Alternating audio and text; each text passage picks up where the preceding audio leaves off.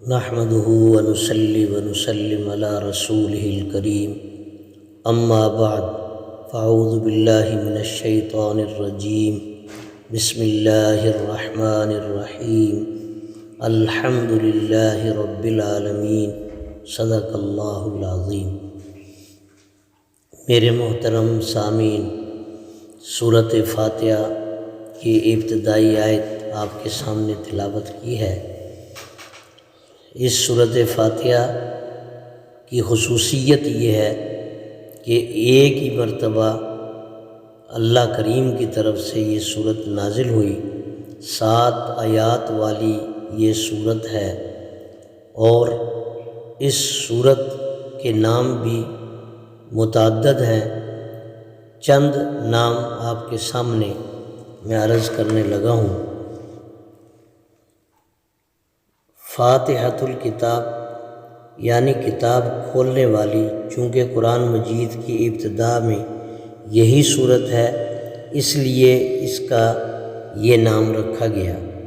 سورۃ الحمد، اللہ تعالیٰ کی حمد اور تعریف والی صورت۔ اس نام کی وجہ یہ ہے کہ اس صورت کے شروع میں اللہ تعالیٰ کی حمد و تعریف کا بیان ہے۔ القرآن، قرآن مجید کی اصل۔ اس نام کی وجہ یہ ہے کہ اس صورت میں قرآن مجید کے تمام مضامین موجود ہیں۔ 7 مثانی، وہ 7 آیتیں جن کو بار بار دہرایا جاتا ہے۔ اس نام کا ذکر کلام پاک میں دوسری جگہ موجود ہے۔ اللہ تعالیٰ کا ارشاد ہے وَلَقَدْ آتَيْنَاكَ سَبْعًا مِّنَ الْمَثَانِي وَالْقُرْآنِ الْعَظِيمِ۔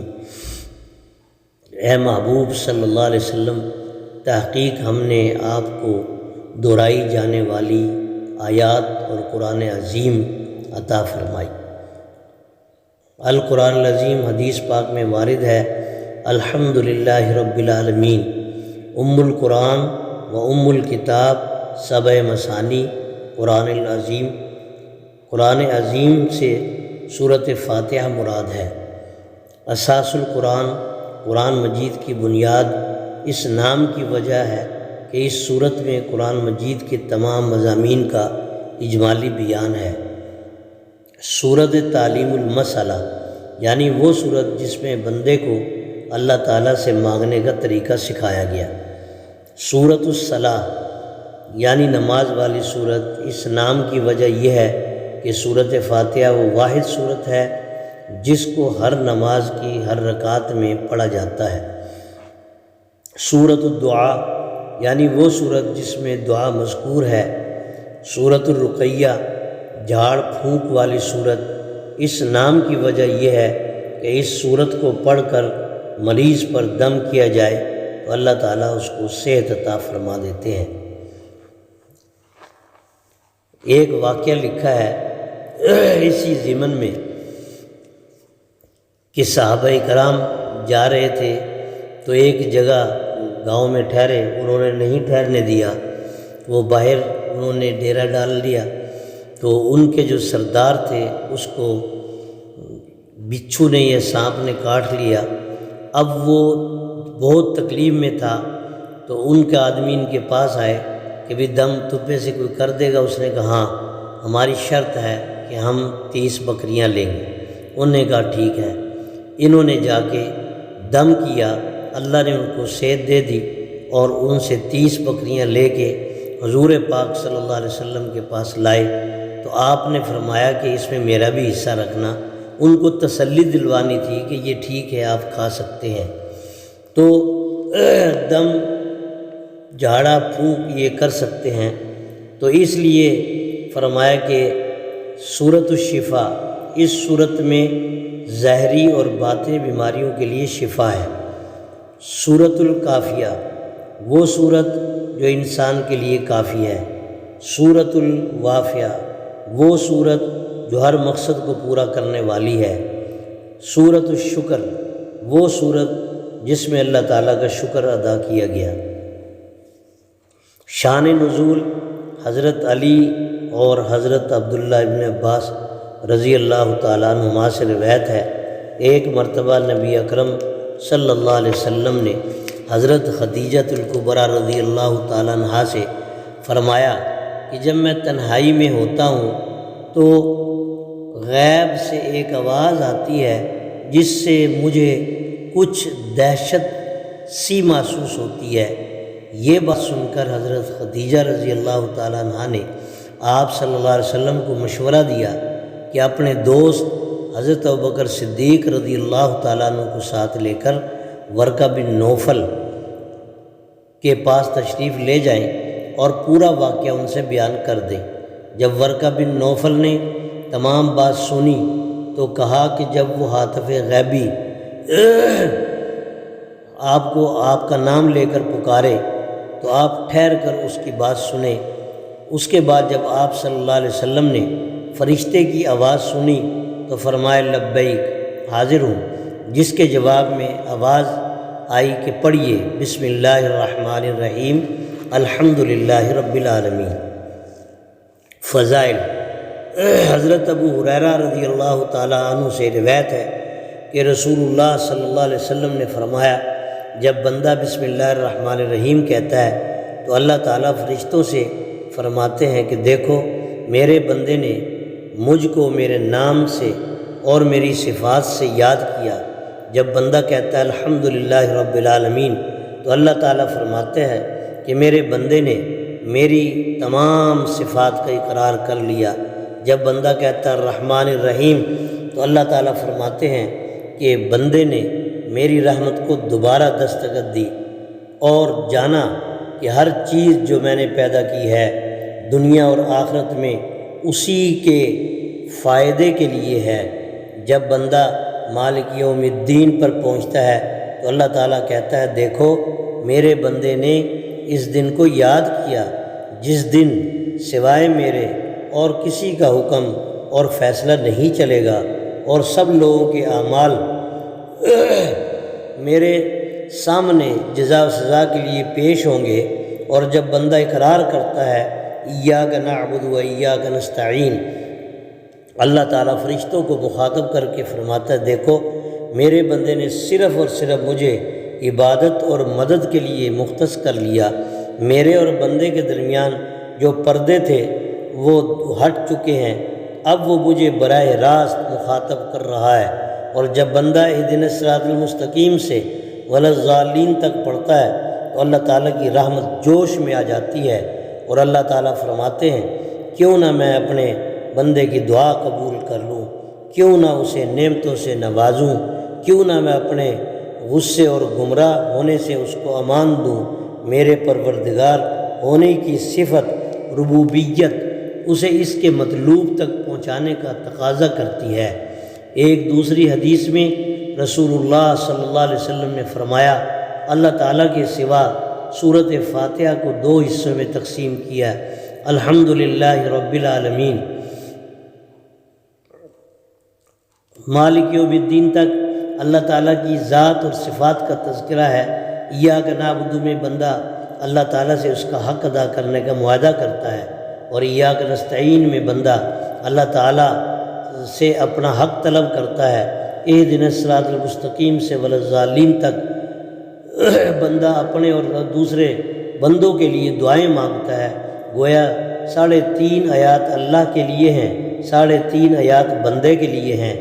جو کوئی سورۃ فاتحہ صدق دل سے پڑھتا ہے اور محبوب کا حق ادا کر کے اپنا حق طلب کرتا ہے، اور انصاف کا تقاضا ہے کہ جب پہلے فریق کا حق ادا ہو گیا تو اس پر فریق ثانی کا حق ادا کرنا لازم ہو گیا۔ حضرت ابن عباس رضی اللہ تعالیٰ عنہما سے روایت ہے کہ ایک مرتبہ حضرت صلی اللہ علیہ وسلم کے پاس حضرت جبرائیل علیہ السلام بیٹھے ہوئے تھے، اتنے میں آسمان سے ایک زوردار آواز سنائی دی۔ حضرت جبرائیل علیہ السلام نے اپنی نظر آسمان کی طرف اٹھا کر دیکھا اور فرمایا کہ ابھی آسمان کا ایک دروازہ کھلا ہے جو اس سے پہلے کبھی نہیں کھلا تھا۔ پھر وہاں سے ایک فرشتہ اتر کر حضرت صلی اللہ علیہ وسلم کے پاس آیا، کہنے لگا خوشخبری ہو، آپ کو 2 نور دیے گئے ہیں جو اس سے پہلے کسی نبی کو نہیں دیے گئے، ایک سورۃ فاتحہ، دوسرے سورہ بقرہ کی آخری 2 آیات۔ اگر آپ صلی اللہ علیہ وسلم ان میں سے ایک حرف بھی پڑھیں گے تو اس کے بدلے 2 نور آپ کو دے دیے جائے گا۔ امام بخاری رحمۃ اللہ علیہ نے بیان کیا ہے کہ فاتحۃ الکتاب ثواب کے اعتبار سے قرآن کریم کے 2 ثلث کے برابر ہے۔ حضرت ابو ہریرہ رضی اللہ تعالیٰ عنہ سے روایت ہے، رسول اللہ صلی اللہ علیہ وسلم نے ارشاد فرمایا، اس ذات کی قسم جس کے قبضے میں میری جان ہے کہ تورات، زبور، انجیل، قرآن پاک اس جیسی کوئی صورت نہیں اتری، اور یہی سبع مثانی ہے جو اللہ تعالیٰ نے مجھے عطا فرمائی۔ عبد الملک بن عمیر رحمہ اللہ نے حضور صلی اللہ علیہ وسلم سے روایت نقل کی ہے کہ رسول اللہ صلی اللہ علیہ وسلم نے ارشاد فرمایا کہ سورہ فاتحہ میں ہر بیماری سے شفا ہے۔ حضرت انس رضی اللہ تعالیٰ عنہ فرماتے ہیں، رسول اللہ صلی اللہ علیہ وسلم نے ارشاد فرمایا، اگر تم بستر پر لیٹتے وقت سورہ فاتحہ، سورہ اخلاص، قل هو اللہ احد پڑھ لو تو موت کے سوا ہر چیز سے امن پالو گے۔ سورۃ فاتحہ میں قرآن مجید کے تمام مضامین جمع ہے۔ حضرت حسن بصری رحمۃ اللہ علیہ فرماتے ہیں، قرآن شریف کے تمام مقاصد اور مضامین اجمالی طور پر سورہ فاتحہ میں جمع ہے، جس کی تفصیل یہ ہے کہ قرآن شریف میں بنیادی طور پر 4 علم ہیں: علم الاصول، علم العبادات، علم السلوک، علم القصص۔ علم الاصول اس میں 3 چیزیں ہیں: اللہ تعالیٰ کی ذات اور صفات کو جاننا، اس کی طرف سورہ فاتحہ کی شروع کی 2 آیات الحمدللہ رب العالمین الرحمن الرحیم میں اشارہ ہے۔ نبوت اور رسالت، اس کی طرف الذین انعمت علیہم میں اشارہ ہے، کیونکہ جن لوگوں پر اللہ تعالیٰ کا انعام ہوا ان کے سردار انبیاء اکرام ہیں، ان کے سردار ہمارے حبیب حضرت محمد مصطفیٰ احمد مجتبیٰ صلی اللہ علیہ وسلم ہیں۔ قیامت، اس کی طرف مالک یوم الدین میں اشارہ ہے۔ علم العبادات کا تمام خلاصہ ایاک نعبد و ایاک نستعین میں موجود ہے۔ علم السلوک کا مطلب یہ ہے کہ شریعت کے آداب اور اللہ تعالیٰ اور اس کے حبیب پاک صلی اللہ علیہ وسلم کے حکموں کو مان کر چلنے پر اپنے آپ نفس کو آمادہ کرنا ہے۔ وَإِيَّاكَ نَسْتَعِينُ سے اس کی طرف اشارہ ہے۔ اهدنا الصراط المستقیم میں بھی اسی کی دعا مانگی گئی ہے۔ علم القصص، قرآن مجید کوئی قصے کہانیوں کی کتاب نہیں، اس لیے وہ کسی قصے کو بھی شروع سے آخر تک تمام تفصیلات کے ساتھ بیان نہیں کرتا، البتہ عبرت اور نصیحت کے لیے جہاں ضرورت ہوتی ہے صرف اتنے حصے کو بیان کرتا ہے جس سے فائدہ حاصل ہو۔ قرآن مجید میں جن لوگوں کے واقعات بیان ہوئے ہیں ان میں اچھے بھی ہیں، برے بھی ہیں، وہ بھی ہیں جن پر انعام و احسان، اور وہ بھی ہیں جو اللہ کے غصے کے حقدار ٹھہرے اور گمراہ ہوئے۔ صراط الذین سے ولا الضالین سے ان قصوں کی طرف اشارہ ہو جاتا ہے۔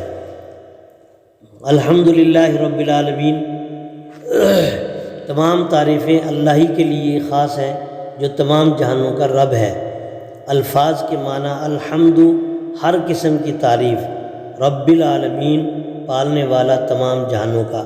مفہوم آیت، سورہ فاتحہ ایک انتہائی جامع دعا ہے جو اللہ تعالیٰ نے خود اپنے بندوں کو سکھائی ہے۔ اس آیت سے اس دعا کے پہلے حصے کا آغاز ہو رہا ہے جس میں اللہ تعالیٰ کی صفت ربوبیت کی روشنی میں اس کی تعریف کا ذکر ہے۔ ارشاد ہے، الحمدللہ رب العالمین، تمام تعریفیں اللہ تعالیٰ ہی کے لیے خاص ہیں جو تمام جہانوں کا رب ہے، یعنی جو تنہا تمام جہانوں میں بسنے والی تمام مخلوقات کو پالنے والا ہے، وہی تعریف کے لائق ہے۔ تشریح، الحمدللہ، الحمد حمد عربی زبان کا لفظ ہے، اس کے معنی اچھی صفات بیان کرنے کے ہیں۔ عام طور پر حمد اللہ کی تعریف والے کلام کو کہتے ہیں، جس طرح نعت اس کلام کو کہا جاتا ہے جس میں حضور صلی اللہ علیہ وسلم کی تعریف بیان کی جائے۔ للہ، اللہ تعالیٰ کے لیے۔ اللہ اس ذات کو کہتے ہیں جس کا وجود خود بخود نیز جو ہمیشہ سے ہو اور ہمیشہ رہے۔ تعریف اللہ تعالیٰ کا ہی حق ہے۔ اس آیت میں اللہ تعالیٰ سے مانگنے کا طریقہ بتلاتے ہوئے اس کی ابتدا سکھلائی جا رہی ہے، یوں کہ تمام تعریفیں اللہ تعالیٰ ہی کے لیے خاص ہیں۔ مفسرین کرام فرماتے ہیں ہر قسم کی تعریف اللہ کے لیے ہے، یعنی ابتدا سے لے کے انتہا تک تمام تعریفیں جو ماضی میں کی جا چکی ہیں یا حال میں ہو رہی ہیں یا عبدالآباد تک ہوتی رہیں گی، خواہ کرنے والا اللہ تعالیٰ کی مخلوق میں سے کوئی بھی ہو، انسان ہو یا جن، فرشتہ ہو یا کوئی دوسری مخلوق، ان تمام تعریفوں کا حق صرف اللہ تعالیٰ کو حاصل ہے۔ حمد و شکر کے معنی میں بھی استعمال ہوتا ہے۔ اللہ تعالیٰ کو یہ لفظ بہت پسند ہے کیونکہ اس میں تعریف بھی ہے اور شکر بھی ہے۔ حضور سرور کونین صلی اللہ علیہ وسلم نے اس کو بہترین دعا بھی ارشاد فرمایا۔ آپ صلی اللہ علیہ وسلم کا ارشاد ہے، افضل الذکر لا الہ الا اللہ، افضل الدعاء الحمدللہ، سب سے افضل ذکر لا الہ الا اللہ، سب سے افضل دعا الحمدللہ۔ ہر مسلمان پر لازم ہے کہ وہ ہر حال میں اللہ تعالیٰ کی تعریف بیان کرتا رہے۔ حمد کا خلاصہ تمام خوبصورتی، خوبی اور کمال کا خالق اللہ تعالیٰ ہی ہے۔ مخلوقات میں جس کسی کے پاس جو خوبی اور کمال ہے، حقیقت میں وہ اللہ تعالیٰ ہی کی عطا ہے، لہٰذا تعریف کا حق بھی اسی کو حاصل ہے جو حسن و خوبی اور کمال کا پیدا کرنے والا اور یہ نعمت عطا کرنے والا ہے۔ رب العالمین، رب ایسی ذات کو کہتے ہیں جو کسی چیز کی ایسی کامل تربیت کرے کہ آہستہ آہستہ اس کو اس کے کامل درجے تک پہنچائے۔ رب کا لفظ عربی زبان میں 3 معنوں میں استعمال ہوتا ہے، مالک اور آقا، پرورش، خبرگیری، نگہبانی کرنے والا، حاکم۔ یہاں پر تینوں معنی مراد ہیں کیونکہ اللہ تعالیٰ تینوں معنی کے اعتبار سے تمام جہانوں کا رب ہے۔ علماء اکرام نے لکھا ہے کہ لفظ رب اسم اعظم ہے۔ العالمین تمام جہان، عالم کی جمع ہے، اور عالم اس کو کہتے ہیں جس کی وجہ سے دوسری چیز کا علم ہو جائے، اور دنیا کی جتنی بھی چیزیں ہیں ان سے اللہ تعالیٰ کی ذات کا علم ہوتا ہے، کیونکہ یہ تمام چیزیں اس نے اپنی قدرت سے بنائی ہیں۔ اس لیے اللہ تعالیٰ کی ذات اور صفات کو چھوڑ کر تمام دنیا کو عالم کہتے ہیں۔ یہاں عالم مفرد کی بجائے عالمین جمع کر دیا ہے، جس سے معلوم ہوتا ہے کہ عالم ایک نہیں بلکہ بہت سارے ہیں۔ جہاں تک ان کی تعداد کا تعلق ہے تو اس کے بارے میں یقین سے کچھ نہیں کہا جا سکتا۔ حضرت کعب احبار رحمہ اللہ کا کہنا ہے کہ عالموں کی کل تعداد کتنی ہے یہ اللہ تعالیٰ کے علاوہ کوئی نہیں جانتا، کیونکہ ہر مخلوق کا الگ عالم ہے۔ تمام جہانوں کا پروردگار، آیت کے اس حصے میں اللہ تعالیٰ کی یہ صفت مذکور ہے کہ وہ تمام جہانوں کا پالنے والا ہے۔ مفسرین اکرام فرماتے ہیں اس کائنات میں جاندار و بے جان مختلف قسم کی مخلوقات ہیں، اور ہر مخلوق اپنے اپنے طبقوں کے اعتبار سے علیحدہ علیحدہ جہاں رکھتی ہیں۔ ان تمام کی پرورش کے حوالوں سے الگ الگ ضرورتیں ہیں۔ اللہ تعالیٰ ہی ان تمام جہانوں میں پائے جانے والے ہر فرد کی اس کی ضرورت کے مطابق اس کی استعداد کے بقدر پرورش فرما رہے ہیں۔ اس میں شک نہیں کہ تمام جہانوں کی مکمل پرورش تنہا اللہ تعالیٰ فرما رہا ہے، لہذا تعریف بھی فقط اسی کا حق ہے۔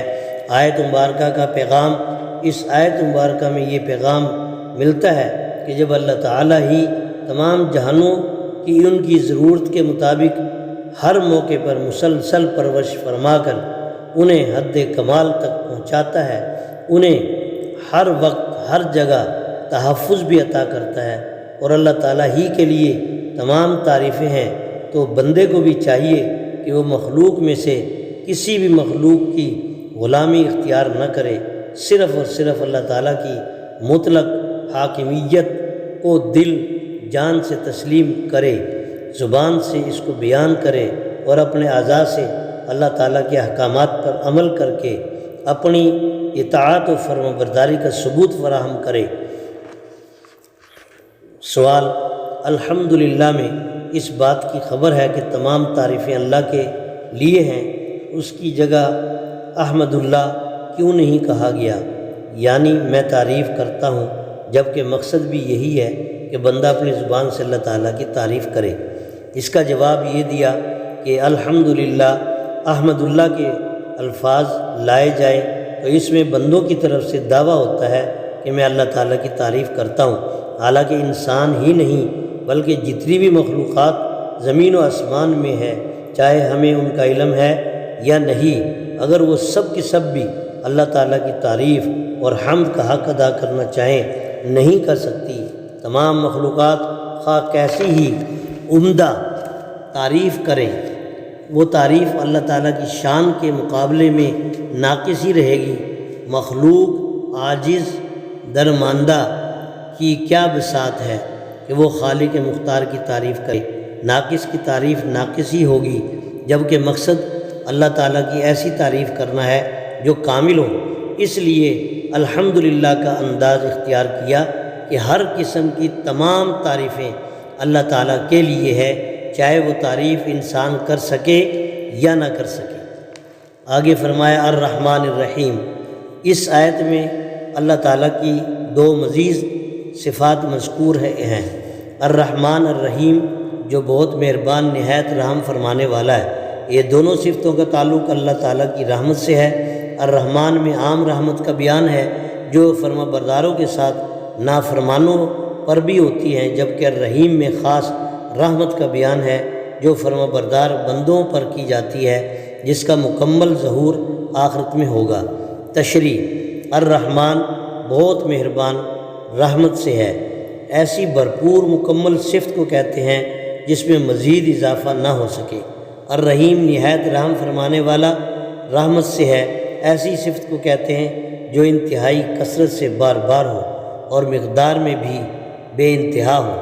الرحمن اور الرحیم دونوں عربی زبان کے الفاظ ہیں۔ عربی زبان میں رحمت سے مراد شفقت اور نرمی، جس کی وجہ سے کسی دوسرے کے ساتھ بھلائی اور احسان کرنے کا جذبہ پیدا ہو۔ الرحمن ایسی صفت ہے جس کا استعمال صرف اللہ تعالیٰ کے لیے ہوتا ہے۔ الرحیم کا استعمال اللہ تعالیٰ کے ساتھ ساتھ مخلوق کے لیے بھی جائز ہے۔ اللہ تعالیٰ نے خود اپنے حبیب بے کبریا صلی اللہ علیہ وسلم کو مومنین کے لیے رؤوف الرحیم فرمایا ہے۔ اللہ تعالیٰ رحمان بھی ہے، رحیم بھی ہے، جب کہ بندہ اپنے اندر صفت رحیمی تو پیدا کر سکتا ہے لیکن وہ رحمان نہیں بن سکتا۔ اللہ تعالیٰ کا خود اپنے کلام میں اعلان ہے، رحمتی وسعت کل شیء، میری رحمت دنیا کی ہر چیز کو گھیرے ہوئے ہے۔ اللہ تعالیٰ کی صفت رحمان و رحیمیت اس آیت میں یہ بتلایا جا رہا ہے کہ اللہ تعالیٰ بہت مہربان اور نہایت رحم فرمانے والا ہے۔ مفسرین کرام فرماتے ہیں دعا کی ابتدا میں ان الفاظ کے ساتھ بھی اللہ تعالیٰ کی حمد و ثنا بیان کی جائے، اس لیے کہ یہ ایک حقیقت کے اعتراف میں انتہائی جامع اور معنی جملے ہیں اور شان ربوبیت کے ساتھ بھی مکمل طور پر جڑے ہوئے ہیں، جس کا فائدہ اس دنیا میں فرما بردار اور نافرمان تمام کو پہنچ رہا۔ نقطہ: یہ سورت چونکہ اللہ تعالیٰ نے بندے کی زبان پر نازل کی ہے، اس لیے کلام کا انداز ابھی بندوں والا اختیار فرمایا، اور چونکہ انسان کی فطرت ہے کہ جو چیز زیادہ ہو اس کو بیان کرنے کے لیے مبالغے کے الفاظ بولتا ہے، اور اگر مبالغے کا لفظ بول کر بھی وہ سمجھتا ہے کہ اس چیز کی فراوانی اور کثرت کو بیان نہیں کیا جا سکتا، تو پھر اسی معنی کا دوسرا لفظ استعمال کرتا ہے تاکہ وہ کمی پوری ہو جائے۔ یہاں بھی صفت رحمان کے بعد صفت رحیم کو لانے میں یہ نقطہ پوشیدہ ہے کہ اللہ تعالیٰ کی رحمت، اللہ تعالیٰ کی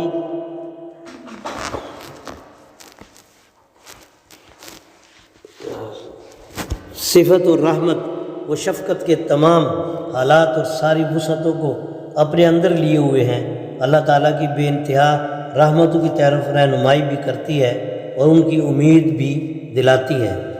مالک یوم الدین، بدلے کے دن کا مالک ہے۔ الفاظ کے معنی: یوم دن، الدین انصاف، قانون۔ مفہوم آیت: مالک کی اس آیت میں اللہ تعالیٰ کی ایک اور صفت مذکور ہے، اور وہ ہے بدلے کے دن کا مالک ہونا۔ چنانچہ ارشاد ہے مالک یوم الدین، جو بدلے کے دن کا مالک ہے، یعنی جزا و سزا کے دن کا بھی مکمل طور پر بلا شرکت غیر مالک مختار ہے، اللہ تعالیٰ ہی ہے۔ تشریح: مالک یوم الدین، مالک اس ذات کو کہتے ہیں جس کا اپنی ملکیت پر مکمل قبضہ ہو اور اسے اپنی مرضی سے استعمال بھی کر سکے۔ یوم بمعنی دن، یہاں اس سے قیامت کا دن مراد ہے۔ الدین، محققین کے شمار کے مطابق قرآن مجید الدین کا لفظ 5 مرتبہ استعمال ہوا۔ اس کے معنی اطاعت، ملت، مذہب، بدلے اور جزا کے آتے ہیں۔ یہاں اس سے آخری معنی مراد ہے۔ پس منظر قرآن مجید جس زمانے میں نازل ہوا، اس زمانے میں موجود مذاہب کے ماننے والوں میں یہ بات مشترک تھی کہ وہ جزا و سزا کو اعمال کا نتیجہ قرار دینے کی بجائے اپنے معبودوں، دیوتاؤں کی ذاتی رضا اور ناراضگی کا اثر سمجھتے تھے، کیونکہ ان کی سوچ میں معبود کا تصور ایک بادشاہ سے زیادہ نہیں تھا، تو لہٰذا وہ اسے خوش رکھنے کے لیے ہر قسم کے طریقے استعمال کرتے تھے۔ قرآن مجید نے جزا و سزا کے معاملے کو دوسرا رخ دیا کہ ہر چیز کا کوئی نہ کوئی اثر ہوتا ہے جس سے انکار ممکن نہیں۔ اسی طرح اعمال کا بھی ایک اثر ہے، اور وہ یہ ہے کہ اچھے اعمال کا اثر اور نتیجہ ثواب اور نیکی، اور برے عمل کا اثر عذاب اور سزا ہے۔ بدلے کے دن کا مالک، اس آیت میں یہ بات بتلائی جا رہی ہے کہ بدلے کے دن کا مالک اللہ تعالیٰ ہے۔ مفسرین کرام فرماتے ہیں اللہ تعالیٰ کی ایک صفت یہ بھی ہے کہ وہ جزا اور سزا والے، یعنی قیامت کے دن کا اکیلا مالک مختار ہے۔ اس آیت میں اللہ تعالیٰ کی عدالت کے قانون کا بیان ہے کہ اللہ تعالیٰ بغیر کسی کی شرکت اور مداخلت کے اکیلا جزا و سزا کے دن کا مالک ہے، جس دن اگلی پچھلی تمام امتوں کو جمع کر کے ان میں سے ہر شخص سے اس کی زندگی کے کاموں کا حساب لیا جائے گا اور پورا بدلہ اور صلہ دیا جائے گا۔ اللہ تعالیٰ کی بادشاہت کا کامل ظہور قیامت کے دن ہوگا، جیسا کہ ایک مقام پر ارشاد ہے یوم ہم بارزون للہ الواحد القہار، جس دن وہ ظاہر کریں گے اللہ تعالیٰ پر ان کی کوئی چیز مخفی نہیں۔ آج کے دن بادشاہت کس کی ہے؟ اللہ تعالیٰ کی، جو اکیلا اور زبردست ہے۔ اسی طرح ایک روایت میں آتا ہے قیامت کے دن اللہ تعالیٰ آسمانوں کو لپیٹ کر اپنے دانے ہاتھ میں لیں گے، پھر فرمائیں گے کہ میں ہی بادشاہ ہوں، کہاں ہیں جبر کرنے والے، کہاں ہیں تکبر کرنے والے؟ پھر ساتوں زمینوں کو اللہ تعالیٰ اپنے بائیں ہاتھ میں لپیٹ لیں گے اور فرمائیں گے کہ میں بادشاہ ہوں، کہاں ہیں جبر کرنے والے، کہاں ہیں تکبر کرنے والے؟ فائدہ: قیامت کے دن جزا و سزا کی وجہ یہ ہے کہ اللہ تعالیٰ کی اچھے بندوں پر مہربانیاں حد بے حساب یا سے باہر ہیں، لیکن وہ ظلم و زیادتی کو برداشت نہیں کرتا۔ اس لیے ایک دن انصاف اور عدل مقرر ہے جب ہر ایک کے ساتھ انصاف ہوگا۔ یہ اسلام کا ایک ایسا اصول اور بنیادی عقیدہ ہے جس کے اثرات پوری انسانی زندگی پر پڑتے ہیں۔ فائدہ: قیامت کے دن پر یقین رکھنے والے اور ان کا انکار کرنے والے اخلاق و شعور، فکر اور عمل کے اعتبار سے برابر نہیں ہو سکتے، بلکہ عقیدہ آخرت پر یقین رکھنے والے دنیا کے نفع اور مال و زر سے بلند ہو کر سوچتے ہیں، اور ان کے تمام اچھے کام اور ساری محنت و کوشش صرف اس روز جزا کے مالک کو راضی کرنے کے لیے ہوتی ہے۔ وہ اللہ تعالیٰ سے ہی بدلے کے طلبگار ہوتے ہیں۔ انہیں دنیا میں صلہ اور ستائش ملے یا نہ ملے، وہ ہر حال میں مطمئن رہتے ہیں۔ سوال: انسان بھی بعض چیزوں کا مالک ہوتا ہے، پھر اللہ کو خاص کیوں کیا؟ جواب: تمام چیزوں کا حقیقی مالک اللہ تعالیٰ ہے اور انسان کو مالک کہنا مجازن ہوتا ہے، کیونکہ جس طرح دنیا میں انسان خود فانی ہے، اسی طرح اس کی ملکیت بھی کی صفت بھی فانی ہے۔ آج یہ مالک ہے، کل کو کوئی اور ہوگا۔ انسان کسی اور چیز کا تو کیا مالک خود اپنی ذات کے فائدے اور نقصان کا بھی مالک نہیں، اس پر بھی قدرت نہیں رکھتا؟ سوال: سورہ فاتحہ میں اللہ تعالیٰ کے بے شمار صفاتی ناموں میں سے صرف 3 کو کیوں مخصوص کیا گیا؟ جواب: انسان کسی کی تعریف میں درجہ ذیل غرضوں میں سے کسی غرض کی بنیاد پر کرتا ہے۔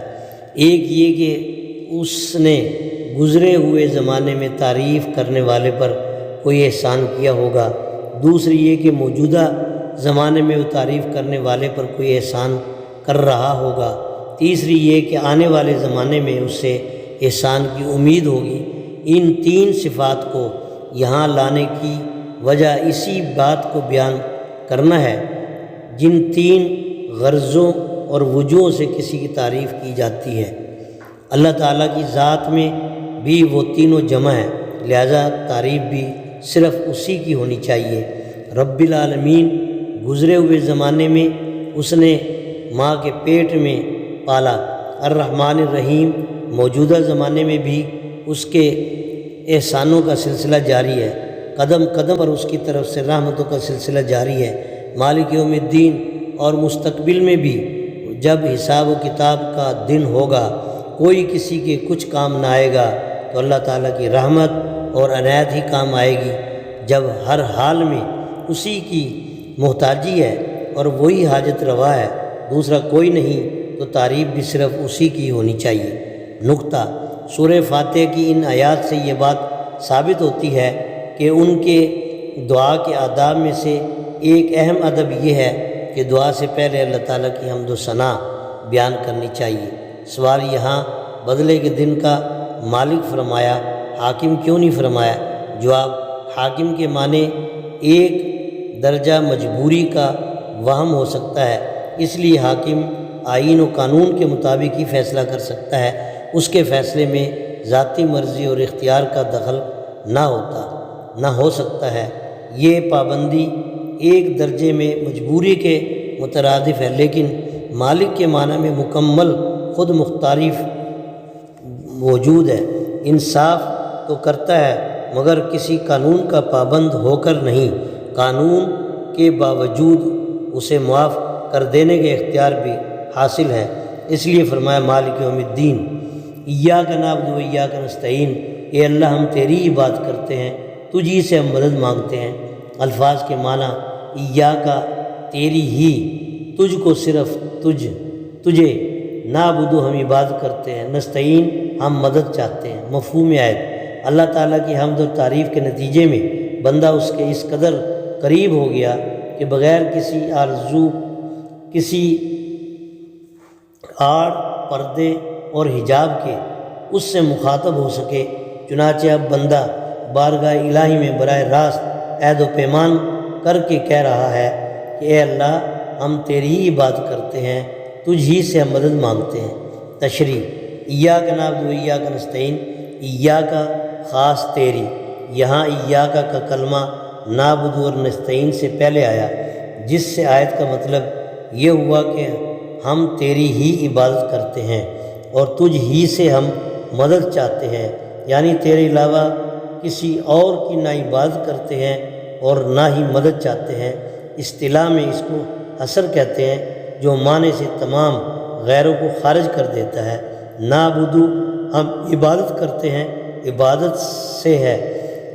عبادت اس عمل کو کہتے ہیں کہ کسی کی انتہائی درجے کی تعظیم، جس سے اوپر تعظیم کا کوئی درجہ نہ ہو، کرتے ہوئے اس کے سامنے اپنی انتہائی تذلیل، جس سے نیچے تذلیل کا کوئی درجہ نہ ہو، پیش کرتا ہوں۔ ایسا عمل اللہ تعالیٰ کے علاوہ کسی اور کے لیے ہو ہی نہیں سکتا۔ شریعت اسلام میں ایسا کوئی بھی چھوٹا یا بڑا عمل کسی اور کے لیے ناجائز اور حرام ہے۔ شاہ عبدالعزیز محدث دہلوی رحمۃ اللہ علیہ نے عبادت کی تعریف یہ کی ہے کہ عبادت اپنے ظاہری اور باطنی اعضاء کو اللہ تعالیٰ کی مرضی کے تابع کرنے کو کہتے ہیں۔ عربی زبان میں عبادت کا لفظ 3 معنوں میں استعمال ہوتا ہے: پوجا اور پرستش، اطاعت اور فرما برداری، بندگی و غلامی۔ اللہ تعالیٰ کی عبادت سے یہی تینوں چیزیں مقصود ہیں کہ ہم پوجا بھی اسی کی کرتے ہیں، فرما برداری بھی اسی کی اور غلامی بھی اسی کی۔ نستعین، ہم مدد مانگتے ہیں۔ استعانت سے جس کے معنی میں مدد مانگنا چاہتا ہوں اس کی درجہ ذیل 2 قسمیں ہیں۔ کسی سے ایسی مدد مانگنا جسے اسباب کے درجے میں پورا کیا جا سکتا ہو، اصطلاح میں اس کو ما تحت الاسباب کہتے ہیں۔ دنیا کو چونکہ اسباب کے ذریعے چلایا جا رہا ہے اور شریعت نے بھی اسباب اختیار کرنے کا حکم دیا، اس لیے ایک دوسرے سے اسباب کے ماتحت مدد بھی مانگی جا سکتی ہے، لیکن اس میں بھی یہ بات ہمیشہ یاد رہے کہ مطلوب نتائج صرف اور صرف اللہ تعالیٰ ہی کی طرف سے دیے جاتے ہیں۔ مثلا ڈاکٹر صرف صحت کے وسائل فراہم کر سکتے ہیں، صحت نہیں بخش سکتے۔ ڈاکٹر کو صحت بخشنے والے سمجھنا شرک کے زمرے میں آنے کی وجہ سے ناجائز اور حرام ہے۔ کسی سے ایسی مدد مانگنا جسے اسباب کے ذریعے پورا کیا جانا ممکن ہی نہ ہو، اصطلاح میں اس کو ما فوق الاسباب کہتے ہیں۔ ایسی مدد اللہ تعالیٰ کے علاوہ کوئی نہیں کر سکتا، اور شریعت نے بھی ایسی مدد کا مطالبہ کسی اور سے کرنے کو ناجائز قرار دیا۔ یہاں بھی دوسری قسم مراد ہے، عبادت و استعانت۔ اس آیت میں بندے کو صحیح عقیدہ سکھاتے ہیں تے ہوئے خود اس کی زبان سے اقرار و اعتراف کرایا جا رہا ہے کہ یوں کہیے کہ اے اللہ، ہم تیری ہی عبادت کرتے ہیں، تجھ ہی سے مدد مانگتے ہیں۔ مفسرین کرام فرماتے ہیں اللہ تعالیٰ کی شان اقدس میں حمد و ثنا کے جملے کہنے کے بعد اپنی دعا بارگاہ اقدس میں پیش کرنے سے پہلے اپنے عجز کا اعتراف کرتے ہوئے اپنی وفاؤں کی یکسوئی کا اظہار کرے، اور اظہار کے یہ کلمات بھی خود اللہ تعالیٰ نے بتلائے، ان سے بہتر کلمات ہو ہی نہیں سکتے تھے۔ اس جملے کی ادائیگی کے موقع پر بندہ جہاں اپنے عقیدے عمل کا علل اعلان اظہار کرتا ہے، وہیں غیر اللہ کی عبادت و استعانت کی نفی بھی کرتا ہے، اور یہ اعلان بندوں کی طرف سے کہ اللہ تعالیٰ کا پیغام بھی ہے اور بندے کی طرف سے حق کی تبلیغ بھی ہے۔ اللہ تعالیٰ سے مدد مانگنے کا فائدہ۔ اللہ تعالیٰ سے مدد مانگنا اسلام کا اصولی عقیدہ ہے، اور یہ عقیدہ انسان کو ہر قسم کے وہموں اور غلط خیالات سے بچاتا ہے۔ اللہ تعالیٰ کی غلامی کے علاوہ وہ ہر قسم کی غلامیوں سے مکمل آزادی عطا کرتا ہے، لہذا بندہ مومن ہر قسم کے وہموں اور غلط خیالات کی اندھی تقلید و اتباع، غلط رسموں اور رواجوں کی پیروی سے، باطل نظاموں کی اطاعت اور دوسرے انسانوں کی غلامی سمیت ہر قسم کی جکڑ بندیوں سے آزاد ہو جاتا ہے، اور ایک اللہ کا ہو کر رہ جاتا ہے، اور صرف اسی پر ایمان لاتا ہے، اسی کی بندگی عبادت کرتا ہے، اسی سے مدد اور نصرت طلب کرتا ہے۔ عبادت اور استعانت کو ایک ساتھ لانے کی وجہ، مفسرین کرام نے یہاں عبادت اور استعانت کو ایک ساتھ ذکر کرنے کی وجہ یہ بیان کی ہے کہ دنیا میں جتنے بھی شرک کرنے والے لوگ ہیں وہ اپنے خیالی معبودوں کی عبادت بھی کرتے ہیں اور ان سے استعانت بھی طلب کرتے ہیں، یعنی ان سے مرادیں بھی مانگتے ہیں۔ گویا غیر اللہ کی عبادت اور اس سے استعانت شرک کی 2 بڑی شاخیں ہیں۔ اس لیے شروع کی آیات میں اس بات پر دلیلیں قائم کر دیں کہ عبادت اور استعانت کے لائق صرف اللہ تعالیٰ کی ذات ہے، پھر اس کے بعد بندے خود اقرار کروا کر شرک کی ان دونوں شاخوں کو جڑ سے اکھاڑ پھینکا۔ قرآن مجید کے بنیادی مضامین میں سے ایک مضمون توحید باری تعالیٰ بھی ہے۔ قرآن مجید میں مختلف انداز سے بڑی تفصیل کے ساتھ توحید باری تعالیٰ پر زور دیا گیا۔ یہاں دو صفتیں عبادت اور استعانت مذکور ہیں، ان دونوں کا تعلق بھی توحید کے ساتھ ہے۔ توحید کے درجات، توحید کے بارے میں شاہ ولی اللہ محدث دہلوی رحمۃ اللہ علیہ فرماتے ہیں توحید کے 4 درجے ہیں، ان میں سے 2 درجے ایسے ہیں جن کے بارے میں کسی کو بھی اختلاف نہیں ہے، کہ جبکہ 2 درجے ایسے ہیں جن میں مسلمانوں اور کافروں کا اختلاف ہے۔ پہلا درجہ اللہ تعالیٰ کا واجب الوجود یعنی خود بخود موجود ہونا، دوسرا درجہ اللہ تعالیٰ کا خالق ہونا۔ دہریوں کے علاوہ سبھی اللہ تعالیٰ کو خالق مانتے ہیں، چاہے اس کی صفت خالقیت کو وہ کسی بھی نام سے تعبیر کریں۔ تیسرا درجہ تدبیر کرنا، مسلمانوں کا عقیدہ ہے ہر چیز کی تدبیر اللہ تعالیٰ کرتا ہے، وہی مدبر حقیقی ہے، جیسا کہ ایک مقام پر ارشاد ہے یدبر الامر من السماء الی الارض، سورۃ الف لام میم سجدہ آیت نمبر 5۔ تدبیر سے اتارتا ہے کام آسمان سے زمین تک، لیکن کافر اس بات کو نہیں مانتے، اور مختلف مذاہب کے ماننے والوں نے اپنے اپنے خیالی مدبر بنا رکھے ہیں۔ چوتھا درجہ عبادت کرنا، مسلمان صرف اللہ کی عبادت کرتے ہیں اور دوسرے لوگ اللہ تعالیٰ کے علاوہ مختلف چیزوں کی عبادت کرتے ہیں۔ سوال، عبادت بذات خود ایسا عمل ہے جسے اللہ تعالیٰ کی مدد کے بغیر نہیں کیا جا سکتا، اس لیے ہونا تو یہ چاہیے تھا کہ عبادت سے پہلے اللہ تعالیٰ سے عبادت کے لیے مدد طلب کی جاتی اور یوں کہا جاتا ایاک نستعین و ایاک نعبد۔ جواب، یہاں ترتیب مقصود نہیں، واو کے ذریعے دونوں جملوں کو صرف جمع کیا گیا، اس لیے یہ لازم نہیں آتا کہ عبادت کرنے سے پہلے مدد نہیں مانگی گئی، بندہ تو ہر حال میں اس کی مدد کا محتاج ہے۔ اہدنا الصراط المستقیم، اے اللہ ہمیں سیدھے راستے کی ہدایت عطا فرما۔ الفاظ کے معنی، اہدی ہدایت عطا فرما، نہ ہمیں، صراط مستقیم سیدھا مضبوط۔ مفہوم آیت، اس آیت میں بندہ اپنے پروردگار کی بارگاہ میں ہدایت اور سیدھے راستے کی دعا مانگتا ہے اور اپنے رب سے عرض کرتا ہے اہدنا الصراط المستقیم، اے اللہ ہمیں سیدھے راستے کی ہدایت عطا فرما، کیونکہ اللہ تعالیٰ جسے چاہتا ہے سیدھے راستے کی سمجھ بوجھ ضرور عطا فرماتا ہے۔ تشریح، اہدنا الصراط المستقیم، اہدنا ہمیں ہدایت فرما، اہدی یہدی، تو اس سے ہدایت کا لفظ راستہ دکھلانے، راستے پر لگا دینے اور منزل مقصود تک پہنچا دینے کے معنی میں استعمال ہوتا ہے۔ شریعت کی اصطلاح میں ہدایت اس راستے کو کہتے ہیں جس پر چل کر انسان اللہ تعالیٰ کی رضا حاصل کر لے۔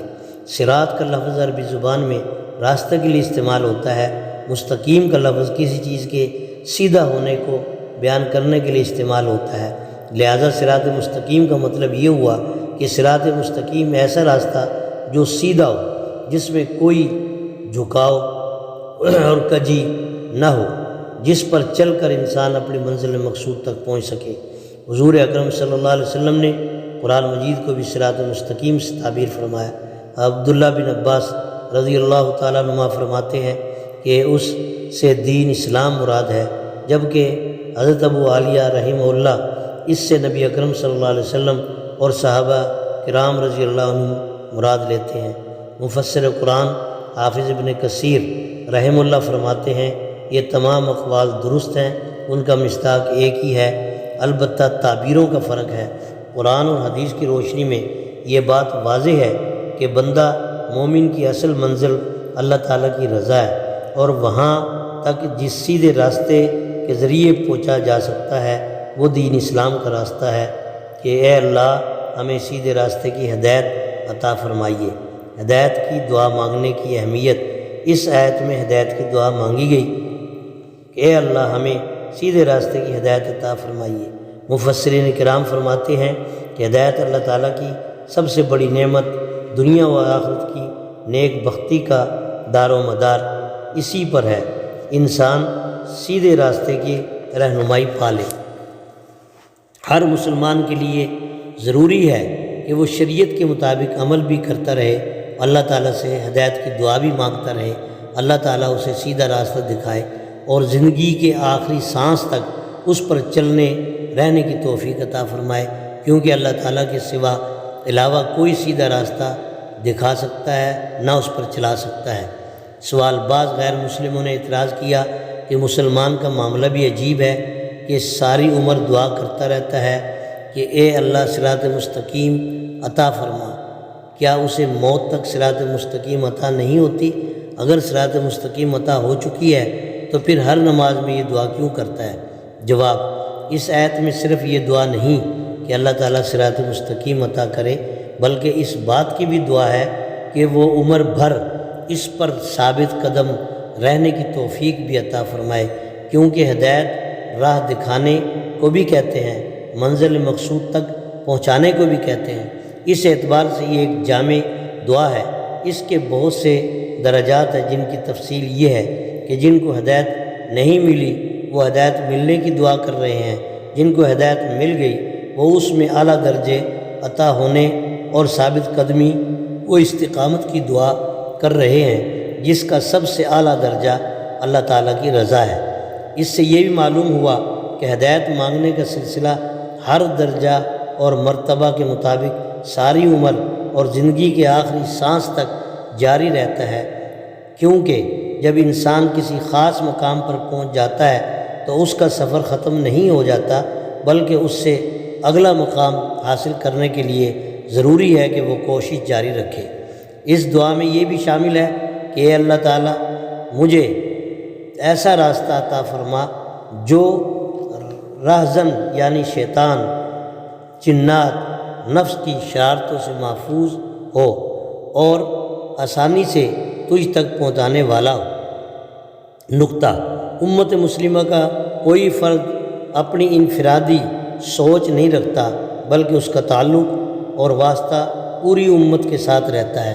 اللہ تعالیٰ کی طرف سے سکھلائی ہوئی اس دعا میں اگرچہ بندہ اکیلا دعا مانگ رہا لیکن پوری امت کی نمائندگی کر رہا ہے۔ نعبدو ہم عبادت کرتے ہیں، نستعین ہم مدد مانگتے ہیں، اہدنا ہمیں ہدایت فرمائیے کہ الفاظ سے اس طرف اشارہ معلوم ہوتا ہے۔ لہذا جو لوگ اجتماعیت کو چھوڑ کر انفرادیت پر زور دیتے ہیں انہیں اس نقطے پر بھی ایک نظر ڈالنی چاہیے۔ صراط الذین انعمت علیہم، ان لوگوں کا راستہ جن پر آپ نے انعام و احسان فرمایا۔ الفاظ کے معنی الذین، وہ لوگ، انعمت انعام کیا تو نے، علیہم ان کے اوپر۔ مفہوم آیت، اس آیت میں اس بات کی وضاحت ہے کہ سیدھا راستہ ان لوگوں کا راستہ ہے جن پر اللہ تعالیٰ نے انعام فرمایا۔ چنانچہ ارشاد باری تعالیٰ صراط الذین انعمت علیہم، یعنی ان لوگوں کا راستہ جن پر آپ نے انعام و احسان فرمایا۔ یعنی پچھلی آیت میں بندہ جس صراط مستقیم کی دعا مانگ رہا ہے وہ اللہ تعالیٰ کے انعام یافتہ لوگوں کا راستہ ہے، لہٰذا بندہ اس بات کی دعا کرتا ہے کہ اللہ تعالیٰ اسے بھی ان انعام یافتہ لوگوں کے راستے پر چلائے تاکہ وہ بھی ان کی طرح انعام یافتہ ٹھہرے۔ تشریح، صراط الذین انعمت علیہم، انعمت تو نے انعام فرمایا، کسی سے راضی ہو کر کچھ دینے کو انعام کہتے ہیں۔ یہاں انعام سے وہ حقیقی اور ہمیشہ رہنے والے انعامات مراد ہیں جو اللہ تعالیٰ کی طرف سے اس بندے کو اس کی رضامندی کے طور پر ملتے ہیں۔ وہ نمائشی انعامات مراد نہیں جو کافر، ظالم، بدکار اور جابر قسم کے نافرمان لوگوں کو ملتے ہیں، جیسا کہ ہر دور میں یہی دیکھا گیا ہے اور اب بھی دنیا میں اسی قسم کے لوگ دل پسند زندگی گزار رہے ہیں، لیکن نجات اور کامیابی کا مدار ان عیاشیوں اور دنیا کی راحتوں پر نہیں بلکہ دنیا اور آخرت میں اللہ تعالیٰ کی رضامندی ہے۔ اس آیت میں صراط مستقیم کی نعمتیں اس پر چلنے والوں کے اعتبار سے کی جا رہی ہیں، ان لوگوں کا راستہ جن پر آپ نے انعام فرمایا۔ مفسرین اکرام فرماتے ہیں جس صراط مستقیم کی دعا ما قبل میں سکھائی گئی ہے اور کوئی فرضی، خیالی یا ناقابل عمل راستہ نہیں بلکہ ایک حقیقت ہے جس پر چل کر لوگوں نے اللہ تعالیٰ سے بے شمار انعامات حاصل کیے۔ اسی راستے کو اس آیت میں متعین کرتے ہوئے بندے کو اسے طلب کرنے کی تلقین کی جا رہی ہے کہ انعام یافتہ لوگ، حضرت عبداللہ بن عباس فرماتے ہیں انعام یافتہ لوگ 4 قسم کے ہیں: انبیاء، صدیقین، شہداء، صالحین۔ ان لوگوں کا ذکر دوسرے مقام پر اس طرح آیا: وَمَن يُطِعِ اللَّهَ وَرَسُولَهُ سے وَحَسُنَ أُولَٰئِكَ رَفِیقًا تک، جنہوں نے اللہ اور اس کے رسول کی اطاعت کی ہے، بس وہی لوگ ہیں جو ان کے ساتھ ہوں گے جن پر اللہ تعالیٰ نے انعام فرمایا، نبیین، صدیقین، شہداء، صالحین میں سے، اور کیا ہی اچھے رفاقت ہے۔ انعام یافتہ لوگوں کا مختصر تعارف: نبی وہ ہے جس کے پاس اللہ تعالیٰ کی طرف سے وحی لے کر فرشتہ آئے۔ نبی کی جمع انبیاء ہے۔ عالم غیب سے صراط مستقیم کی دولت سب سے پہلے انبیاء اکرام علیہ السلام کو عطا ہوئی، پھر ان کے واسطے سے صدیقین، شہداء و صالحین کو۔ ہر دور کا نبی اپنے دور کے لوگوں کے لیے نمونہ اور معیار ہوتا ہے۔ ہمارے تاجدار محمد مصطفیٰ احمد مجتبیٰ سرکار دو عالم صلی اللہ علیہ وسلم قیامت تک آنے والے ہر فرد، معاشرہ، سوسائٹی کے لیے معیار اور پیشوا ہیں، جیسا کہ اللہ تعالیٰ کا ارشاد ہے: لَقَدْ كَانَ لَكُمْ فِي رَسُولِ اللَّهِ أُسْوَةٌ حَسَنَةٌ، تحقیق تمہارے لیے اللہ تعالیٰ کے رسول کی زندگی میں بہترین نمونہ ہے۔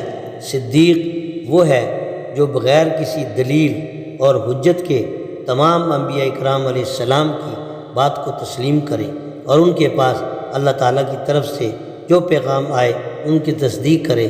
صدیقین کا مرتبہ انبیاء اکرام علیہ السلام کے بعد ہے، گویا صدیق پر نبی کے علوم کا مکمل عکس پڑتا ہے۔ شہید ان جانثاروں کہتے ہیں جو نبی کے حکم اور دین کی آواز پر جان دینے کے لیے حاضر ہوں۔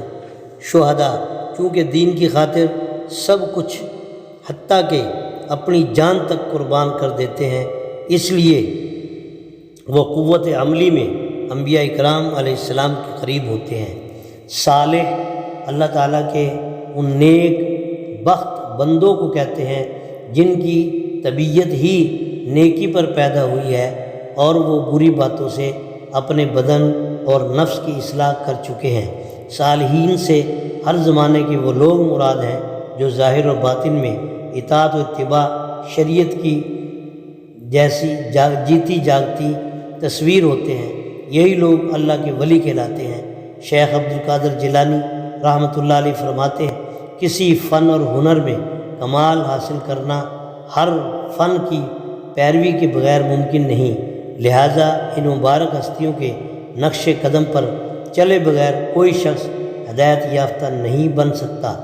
خوش بختی اور نجات کا مدار عمل پر ہے، دعووں پر نہیں ہے۔ غیر المغضوب علیہم ولا الضالین، جو جن پر غضب نازل کیا گیا ان کے راستے کے علاوہ، اور نہ دکھائیے گمراہوں کا راستہ۔ الفاظ کے معنی: غیر علاوہ، مغضوب غضب نازل کیا گیا، لا نہیں، الضالین گمراہ، بہکے ہوئے، بھٹکے ہوئے۔ مفہوم آیت: اس آیت میں غلط کار لوگوں کے انبیاء کا انجام کا تعین کرتے ہوئے ان کے راستے سے بچنے کی درخواست کی جا رہی ہے۔ چنانچہ ارشاد باری تعالیٰ ہے: غیر المغضوب علیہم ولا الضالین، جن پر غضب نازل کیا گیا ان کے راستے کے علاوہ وہ ہو، اور نہ دکھائیے گمراہوں کا راستہ، یعنی اے اللہ تیرے جن بندوں پر تیرا غضب ہوا اور وہ سیدھے راستے سے گمراہ ہوئے، ہمیں ظاہر باطن، قول فعل اور کردار و عمل میں ان کی اتباع سے بچا۔ تشریح: غیر المغضوب علیہم ولا الضالین، اس آیت میں صراط مستقیم سے ہٹ جانے والوں سے محفوظ رہنے کی دعا سکھلائی گئی کہ ہمیں جن پر غضب نازل کیا گیا ان کے علاوہ کا راستہ دکھائیے، نیز وہ گمراہ لوگوں کا راستہ بھی نہ ہو۔ مفسرین کرام فرماتے ہیں صراط مستقیم پر چلنے والوں کی تعیین کے بعد اس بات کو بتلایا جا رہا ہے کہ کچھ اللہ تعالیٰ کے بندے ایسے بھی ہیں جن پر صراط مستقیم پر نہ چلنے کی وجہ سے اللہ تعالیٰ کا غضب نازل کیا گیا، اور بعض لوگ ایسے اعمال کی وجہ سے گمراہ قرار دیے، لہٰذا اللہ تعالیٰ سے ان کے راستوں سے محفوظ کیے جانے کی دعا مانگتے رہو۔ مفسرین کرام کا اس بات پر اتفاق ہے کہ جن پر اللہ کا غصہ ہوا یہاں ان سے مراد یہودی ہیں، اور جو رائے حق سے گمراہ ہوئے ان سے مراد عیسائی ہیں۔ حضور اکرم صلی اللہ علیہ وسلم کا ارشاد ہے ان المغضوب علیہم الیہود و ان الضالین النصارى، جن پر اللہ کا غضب اور غصہ ہوا وہ یہودی ہیں، اور جو گمراہ ہوئے وہ عیسائی ہیں۔ افراد و تفرید یعنی ہر مسئلے میں شریعت کی حدود سے کمی اور زیادتی سے بچنا سیدھا راستہ پانے کے لیے ضروری ہے، اس لیے واضح فرما دیا کہ سیدھا راستہ وہ ہے جس میں نہ یہودیوں کی طرح افراد ہو اور نہ عیسائیوں کی طرح تفریط ہو۔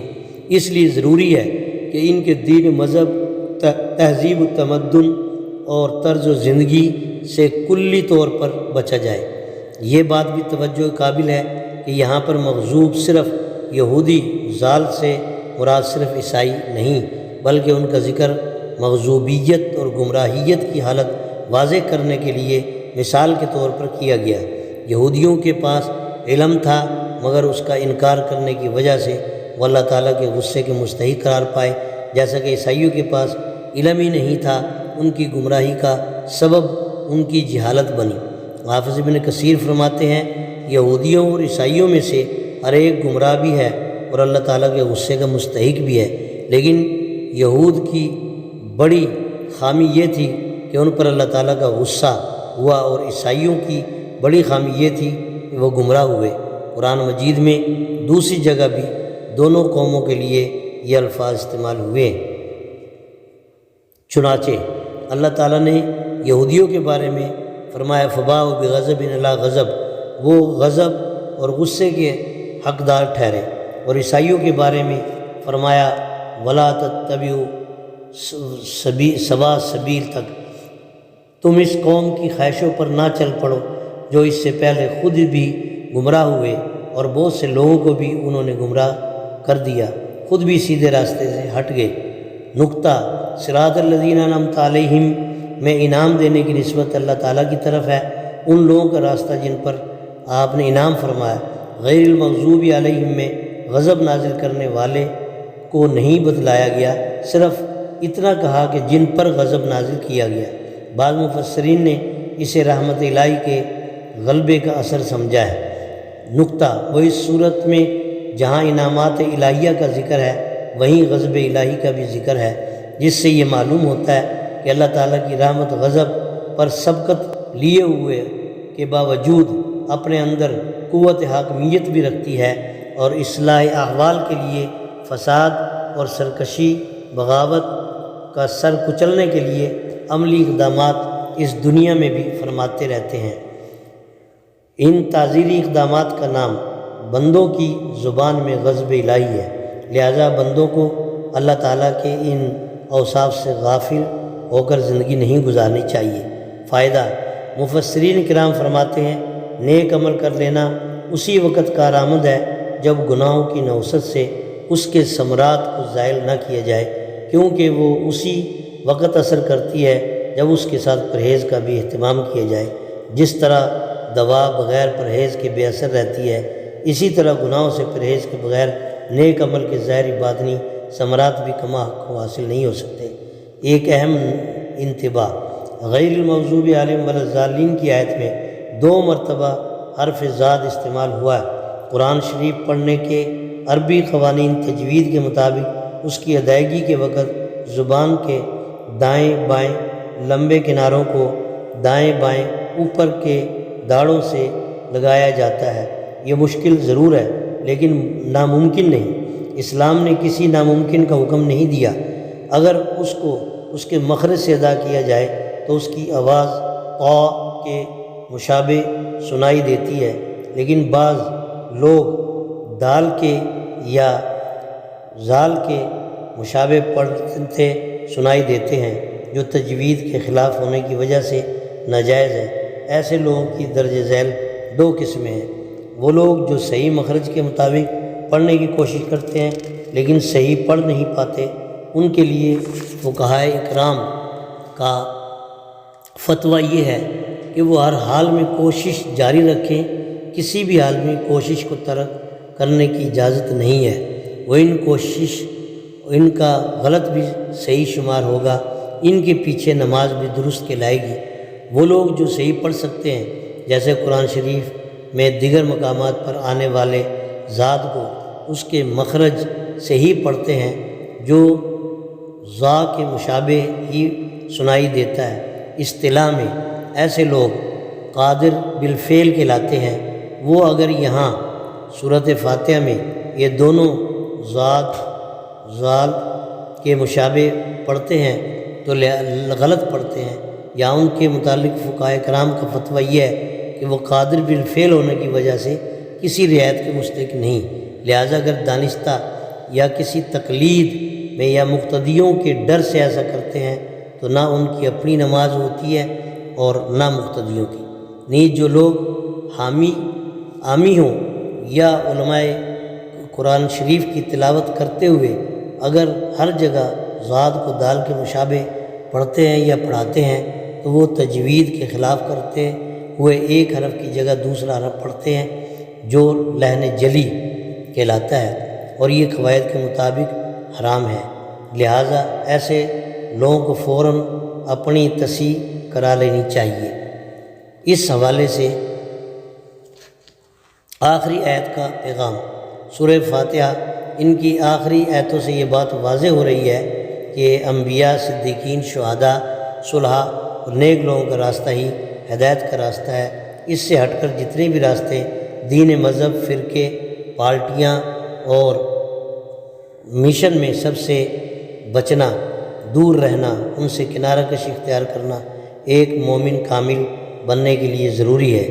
گمراہ فرقے، مذاہب اور مشن تو بہت سے ہیں، لیکن یہاں جو خاص طور پر یہودی عیسائیوں کا ذکر ہے، اور اس کی وجہ یا تو یہ ہے کہ تمام گمراہ فرقوں، مذاہب اور مشغلوں کی اصل یہی ہے، سب کی انتہا انہی پر ہوتی ہے، یا یہ کہ کسی مسلمان کے لیے یہ تو مشکل ہے کہ وہ بت پرستی کرنے لگ جائے یا دہریت اختیار کر کے اللہ تعالیٰ کا انکار کر بیٹھے، لیکن اہل کتاب یہودیوں اور عیسائیوں سے اس کے متاثر ہونے اور ان کی راہ اور ہم اختیار کرنے کے امکانات زیادہ ہیں، جیسا کہ ہمارا مشاہدہ ہے۔ اس لیے خاص طور پر ان کی اتباع سے بچنے کی دعا سکھائی گئی۔ آج بھی اگر ہر شخص غیر جانبداری سے اپنی انفرادی زندگی پر نظر ڈالے، اپنی دن رات کا تجزیہ کرے یا اپنے گرد و پیش کے حالات کو دیکھے تو صاف نظر آئے گا کہ ہم دن بدن یہودیوں، عیسائیوں کی رسموں اور ان کے طرز زندگی، ان کی معاشرت کی طرف کھینچتے چلے جا رہے ہیں۔ مخبر صادق صلی اللہ علیہ وسلم نے پہلے ہی فرما دیا تھا کہ تم اہل کتاب کی اس طرح کامل اتباع کرو گے جیسے ایک قدم سے دوسرے قدم پر پڑتا ہے، یہاں تک کہ تم سنو گے کہ ان میں سے کوئی آدمی گو ایک جانور کے بل میں داخل ہوا ہے تو تم بھی کر گزرو گے، اور اگر تمہیں پتہ چلے کہ ان میں سے کسی ایک نے اپنی ماں سے زنا کیا تو تم بھی ایسے ہی بدبخت لوگ بھی ہوں گے جو یہ حرکت بھی کر گزریں گے۔ کتنے افسوس کی بات ہے کہ ایک طرف تو ہم 5 وقت اللہ تعالیٰ کے حضور ہاتھ باندھ کر یہ دعا کرتے ہیں کہ ہمیں یہودیوں اور عیسائیوں کے طریقے سے بچا، اور دوسری طرف زندگی کے ہر شعبے میں ان گمراہ لوگوں کی مشابہت اور اتباع بھی اختیار کرتے ہیں۔ اللہ تعالیٰ ہم سب کی حفاظت فرمائے، آمین۔ سوال: اس صورت کو اللہ تعالیٰ کا کلام کیسے کہا جا سکتا ہے؟ کیا اللہ تعالیٰ خود اپنی تعریف کر رہا ہے؟ حالانکہ کوئی اپنی تعریف خود نہیں کرتا ہے۔ جواب: اللہ تعالیٰ نے اس صورت میں بندوں کو دعا کرنے کے آداب سکھائے ہیں، اور اس صورت کو بندوں کی زبان میں نازل کیا، جس طرح بچے کو انگلی پکڑ کر ہر بات سکھائی جاتی ہے۔ قرآن مجید میں اس قسم کے کلام کی اور بھی بہت سی مثالیں ہیں۔ اللہ تعالیٰ نے دوسرے مقام پر فرشتوں کی زبان میں فرمایا، وَمَا نَتَنَزَّلُ إِلَّا بِأَمْرِ رَبِّكَ، ہم تو بس تیرے رب کے حکم سے اترتے ہیں، اپنی مرضی سے نہیں اترتے۔ یہاں اللہ تعالیٰ نے فرشتوں کی ترجمانی فرمائی، اور یہ آیت اس موقع پر اتاری گئی جب حضور صلی اللہ علیہ وسلم نے حضرت جبرائیل علیہ السلام سے کہا کہ آپ تاخیر نہ کیا کریں، ہمیں آپ کے آنے کا بڑی بے چینی سے انتظار رہتا ہے۔ اسی طرح سورہ فاتحہ میں اللہ تعالیٰ نے بندوں کی ترجمانی انہی کی زبان میں فرمائی۔ سوال: اللہ تعالیٰ کے بے شمار نام ہیں، ان میں سے اس صورت میں صرف 5 ناموں کو کیوں ذکر کیا گیا؟ جواب: ان 5 ناموں کو لا کر اس بات کو ظاہر کرنا مقصود ہے کہ ہر قسم کی تعریف کا حقیقی حقدار صرف اللہ تعالیٰ ہی ہے، کیونکہ جن جن وجوہات سے کسی کی تعریف کی جاتی ہے وہ تمام وجوہات ذات باری تعالیٰ میں جمع ہے، کسی اور میں جمع نہیں ہو سکتی۔ وہ وجوہات مندرجہ ذیل ہیں۔ پہلی وجہ ہے کہ جس کی تعریف کی جا رہی ہو اس کی ذات میں کمال ہو، چنانچہ لفظ اللہ سے اشارہ ہے کہ اللہ تعالیٰ کی تعریف کرو، کیونکہ وہ اپنی ذات میں پورا کمال رکھتا ہے۔ کیونکہ لفظ اللہ کی تعریف علماء لغت نے یہ کی ہے المجتمع لجمیع صفات الکمال، جس میں کمال کی تمام صفتیں جمع ہوں۔ دوسری وجہ یہ ہے کہ وہ احسان کرنے والا ہے، الرحمن سے اس طرف اشارہ ہے کہ اللہ سے بڑھ کر کوئی کسی پر احسان نہیں کر سکتا۔ تیسری وجہ یہ ہے کہ اس سے آنے والے زمانے میں احسان کی امید ہو، الرحیم میں اس طرف اشارہ ہے کہ اس کی رحمت عام ہے، وہ آئندہ بھی احسان کرتا رہے گا جس طرح اب کر رہا ہے۔ چوتھی وجہ یہ ہے کہ اس کے غصے سے ڈر کر اس کی تعریف کی جائے، مالک یوم الدین میں اس طرف اشارہ ہے۔ ڈر اور خوف کے لائق وہی ذات ہے جو بدلے کے دن کا مالک ہے۔ خلاصہ یہ کہ جب تعریف کی تمام وجوہات اس ایک ذات میں جمع ہے تو تعریف بھی اس ایک ہی کی ہوگی۔ بندہ اس کی تعریف کیوں نہ کرے جس نے اسے معدوم سے موجود کر دیا، پھر اس کی پرورش کر کے اس کو بڑا کیا۔ جب وہ بڑا ہو کر گناہ کرنے لگا تو اپنی شان رحمانی سے اس کے گناہوں پر پردہ ڈالے رکھا تاکہ وہ لوگوں میں ذلیل اور رسوا نہ ہو۔ ساتھ ہی بندے کو اپنی شان رحیمی سے توبہ کی امید بھی دلائی کہ نافرمانی کر لی ہے تو اب نا امید نہ ہو بلکہ توبہ کر لے، میں اپنے شان رحیمی سے اس گناہ کو معاف کر کے تجھے ایسا پاک کر دوں گا جیسے تو نے گناہ کیا ہی نہ ہو۔ ساتھ میں انعام اور ثواب کی خوشخبری بھی سنا دی کہ جس دن تو بدلے کا محتاج ہوگا تجھے تیرے اچھے کاموں پر بدلے میں انعام اور ثواب عطا کروں گا، میں ہی اس دن کا مالک ہوں۔ سوال: دعا کرنے کی کیا ضرورت ہے؟ جب کام ہونے والے ہیں انہیں ہونے سے کوئی روک نہیں سکتا، جن کے نہ ہونے کا فیصلہ ہو چکا انہیں کوئی وجود میں لا نہیں سکتا، پھر دعا کس لیے مانگی جائے؟ جواب: جس طرح کھانا بھوک مٹانے کا سبب ہے، پانی پیاس بجھانے کا سبب ہے، اسی طرح دعا بھی ایک سبب ہے۔ یہی دعا سوال کھانے اور پانی پینے کے بارے میں کیوں نہیں کیا جاتا؟ اگر بھوک کے مٹنے کا فیصلہ ہو چکا ہے تو وہ کھانا کھائے بغیر بھی مٹ جائے گی، اور اگر اس کے باقی رہنے کا فیصلہ ہو چکا ہے تو پھر کھانے کا کیا فائدہ ہے؟ وہ کبھی نہیں مٹے گی، باقی رہے گی۔ اسی طرح اگر پیاس بجھنے کا فیصلہ ہو چکا تو وہ پانی پیے بغیر بھی بجھے گی، اور اگر اس کے نہ بجھنے کا فیصلہ ہے تو پانی پینے سے بھی نہیں بجھے گی، پھر پانی پینے کا کیا فائدہ؟ خلاصہ یہ کہ دنیا دارالاسباب ہے اور اللہ تعالیٰ نے اسباب کو اختیار کرنے کا حکم دیا ہے۔ لفظ آمین کی تحقیق۔ آمین کا معنی آمین کا مشہور معنی ہے اے پروردگار اس دعا کو قبول فرما۔ اس سلسلے میں حضرت عبداللہ ابن عباس رضی اللہ تعالیٰ عنہ کی حدیث بھی ہے کہ جس میں حضور صلی اللہ علیہ وسلم نے اس کا معنی اے اللہ ایسا کر دے بتلایا۔ ہر دعا کے بعد یہ لفظ بولا جاتا ہے، چونکہ یہ نہ قرآن مجید کا حصہ ہے نہ سورہ فاتحہ کا، اس لیے قرآن مجید میں اس کو نہیں لکھا جاتا، لہٰذا نماز میں سورہ فاتحہ کے بعد اس لفظ کو پڑھنے کا حکم حدیث سے ثابت ہے۔ حضرت ابو موسیٰ اشعری رضی اللہ عنہ حضور صلی اللہ علیہ وسلم سے روایت کرتے ہیں کہ آپ نے فرمایا جب امام ولضالین کہے تو تم آمین کہو، اس لیے اس کا پڑھنا مستحب ہے۔ ایک اور روایت میں جب جبرائیل علیہ السلام نے حضور اکرم صلی اللہ علیہ وسلم کو سورۃ فاتحہ پڑھائی اور آپ صلی اللہ علیہ وسلم ولضالین تک پڑھ چکے تو انہوں نے آپ سے عرض کیا کہ آمین کہیے، بس آپ صلی اللہ علیہ وسلم نے آمین کہی۔ آمین کے فضائل، ذخیرہ حدیث میں آمین کے بہت سے فضائل وارد ہوئے ہیں۔ ایک حدیث میں آیا ہے جب امام ولضالین کہے تو مقتدی آمین کہیں، کیوں؟ اس موقع پر فرشتے بھی آمین کہتے ہیں، اور جس کی آمین فرشتوں کی آمین سے مل جائے اس کے تمام پچھلے گناہ معاف کر دیے جاتے ہیں۔ جہاں تک اس بات کا تعلق ہے کہ یہ کیسے معلوم ہوا کہ فرشتوں نے کب آمین کہی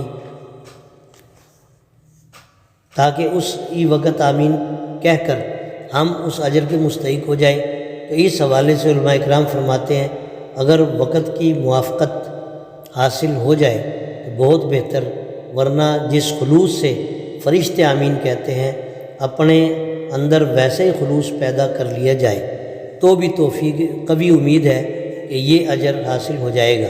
ایک حدیث میں حضور اکرم صلی اللہ علیہ وسلم نے آمین کو دعا کی مہر قرار دیا، جس طرح مہر لگا دینے سے کوئی بھی چیز محفوظ ہو جاتی ہے، اسی طرح جس دعا پر آمین کہی جائے وہ دعا بھی قبول نہ ہونے کے خطرات سے محفوظ ہو جائے گی اور انشاءاللہ ضرور قبول ہوگی۔ حضرت علی رضی اللہ عنہ سے بھی آمین کے بارے میں نقل کیا گیا کہ یہ اللہ تعالیٰ کی مہر ہے جو اللہ تعالیٰ اپنے بندوں کی دعا پر لگا دیتے ہیں۔ حضور صلی اللہ علیہ وسلم ہر دعا کے آخر میں 1 یا 3 مرتبہ آمین کہا کرتے تھے۔ سورہ فاتحہ کی برکات، علماء اکرام نے لکھا ہر انسان کے اندر بنیادی طور پر ایسی 3 چیزیں ہوتی ہیں جن کو استعمال کر کے شیطان اس کو گمراہی اور گناہوں کے راستے پر ڈالتا ہے۔ وہ 3 چیزیں ہیں، شہوت، غصہ اور نفسانی خواہشات۔ پھر ان 3 چیزوں کے نتیجے میں 6 چیزیں اور پیدا ہو جاتی ہیں، اور وہ یہ ہے کہ شہوت سے انسان میں 2 خامیاں اور پیدا ہو جاتی ہیں۔ وہ حریص ہو جاتا ہے، اس میں بخل اور کنجوسی آ جاتی ہے۔ اسی طرح خواہش نفسانی کے نتیجے میں انسان کفر اور بدعت کی اندھیریوں میں گم ہو کر رہ جاتا ہے، اور بے جا غصہ آدمی میں خود پسندی اور تکبر پیدا کر دیتا ہے۔ یہ 6 چیزیں ہوئیں، حرص، بخل، کفر، بدعت، خود پسندی، تکبر۔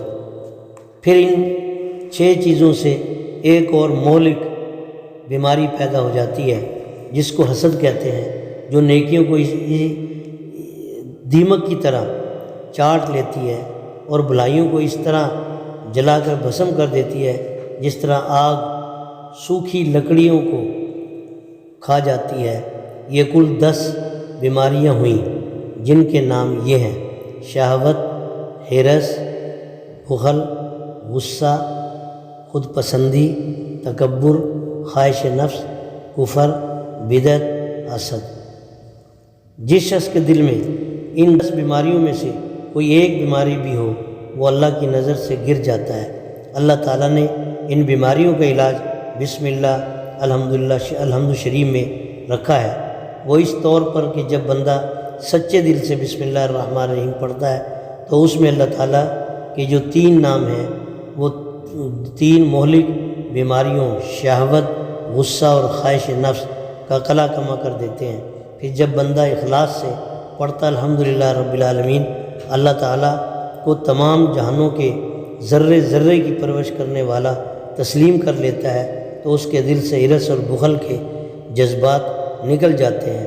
جب رب سب کو پال رہا ہے اور دوا سے اسے بھی پالے گا، جو ہرس کرنے اور مال جوڑ کر رکھنے کی کیا ضرورت ہے۔